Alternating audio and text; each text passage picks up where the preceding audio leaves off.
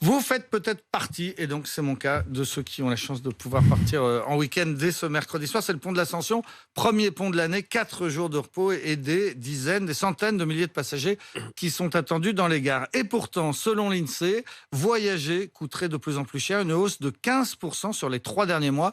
La SNCF a une façon de calculer différente. Elle affirme au contraire que ces tarifs ont récemment baissé. Nous avons voulu en savoir plus. Alors, train ou voiture, lequel est le moins cher? C'est le reportage de la rédaction. Il est signé ce matin Florian Chevalet et Martin Cadoret.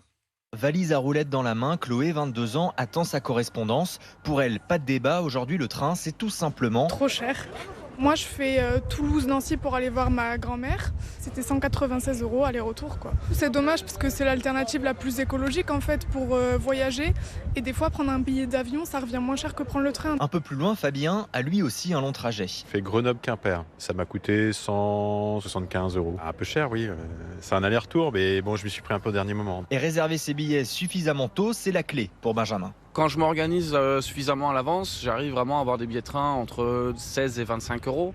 Pour faire des trajets comme Paris-Strasbourg, c'est pas très cher, c'est même très acceptable. Par rapport à il y a 20 ans en arrière, le train est devenu moins cher, ça, il n'y a pas photo. Avec les formules Ouigo, Inouï, tout ça, c'est pas mal. Mais en dernière minute, c'est pas au point.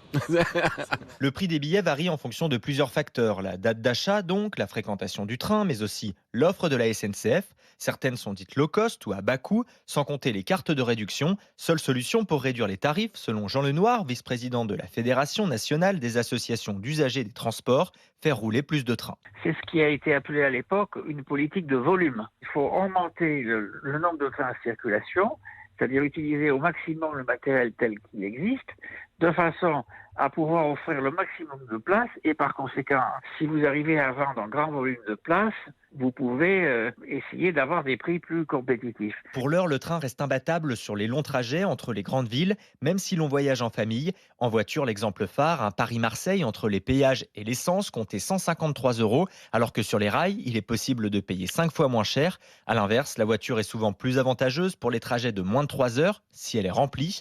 Mais si vous êtes seul, encore une fois, privilégiez le TGV. Ce jeudi de l'Ascension, par exemple, pour rejoindre Fécamp, en Normandie, depuis Paris, c'est 46 € par l'autoroute, contre 24 sur le site de la SNCF, et vous polluerez moins. Le train reste le moyen de transport de longue distance le plus écologique.